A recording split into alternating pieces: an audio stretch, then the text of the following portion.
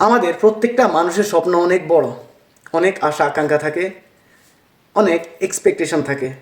বাড়ি গাড়ি নারী জায়গা জমিন টাকা পয়সা ধন দৌলত অনেক অনেক অনেক কিছু চাহিদা থাকে যতদিন আমরা বেঁচে থাকি। কিন্তু আমরা যখন মুহূর্তের জন্য একটু চিন্তাও করে থাকি, আমাদের সবাইকে চলে যেতে হবে সেই 3.5 হাত মাটির নিচে। পড়ে থাকবেই সব কিছু, থাকবো না শুধু আমরা।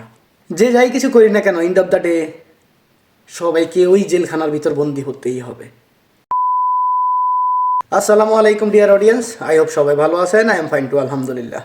মৃত্যু নামক যন্ত্রণাটা একদিন এসে বলবে, your time is over darling, let's go. চলো, তোমাকে যেতে হবে, তোমার সময় শেষ হয়ে গেছে, সবাইকে টাটা করে দাও।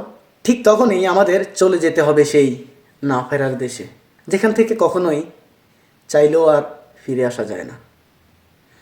অনেকটা কষ্ট হবে, কিন্তু মেনে নিতে হবে। চলুন একটু সামনে যাই। কত না বলা কথাগুলো থেকে যাবে, কত কাছে আসার মুহূর্তগুলো হারিয়ে যাবে।